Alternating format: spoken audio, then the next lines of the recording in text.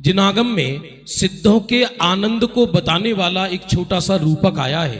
वो रूपक क्या है कि जितना सुख चक्रवर्ती को होता है उससे अनंत गुना सुख एक युगलिया जीव को होता है। युगलिया जीव माने भोग भूमि का जीव। और ये यद्यपि इंद्रिय सुख की चर्चा है लेकिन एग्जाम्पल मात्र है ये।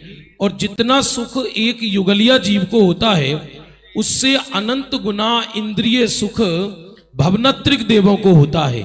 यहां तक कि भवनत्रिक देव और जितना सुख भवनत्रिक देवों को होता है, सुख है नहीं, इंद्रिय सुख का एग्जाम्पल है। जितना सुख भवनत्रिक देवों को होता है उससे अनंत गुना सुख वैमानिक देवों को होता है। और जितना वैमानिक देवों को सुख है उससे अनंत गुना सुख कल्पातीत देवों को होता है, अहिमेंद्रों को होता है, सर्वार सिद्धि के देव को होता है। और जितना सुख सर्वार सिद्धि के देव को है उससे अनंत गुना सुख एक पंचम गुण स्थानवर्ती श्रावक को होता है, क्योंकि उनके दो कसाय चौकड़ी का अभाव है। और जितना पंचम गुण स्थानवर्ती श्रावक के सुख है उससे अनंत गुना सुख एक दिगंबर बीतरागी मुनिराज को होता है। और जितना सुख दिगंबर बीतरागी मुनिराज को होता है उससे अनंत गुना सुख केवली भगवंतों को होता है। और जितना सुख केवली भगवंतों को है, अब सुनना मूल बात, मैं इसका प्रमाण भी दूंगा, मेरे पे लिखा है यहां पर।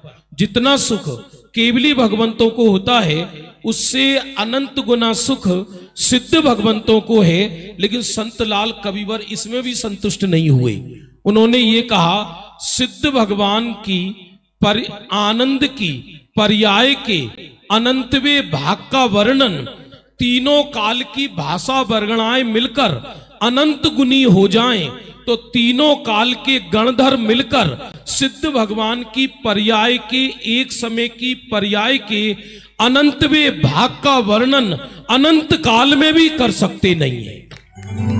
जब एक समय की पर्याय के अनंतवे भाग का इतना आनंद है तो संपूर्ण पर्याय का कितना आनंद होगा। जब संपूर्ण पर्याय में इतना आनंद है तो जिस पर्याय ने उस स्वरूप का आनंद आश्रय लिया है उस स्वरूप कितना महिमाशाली होगा।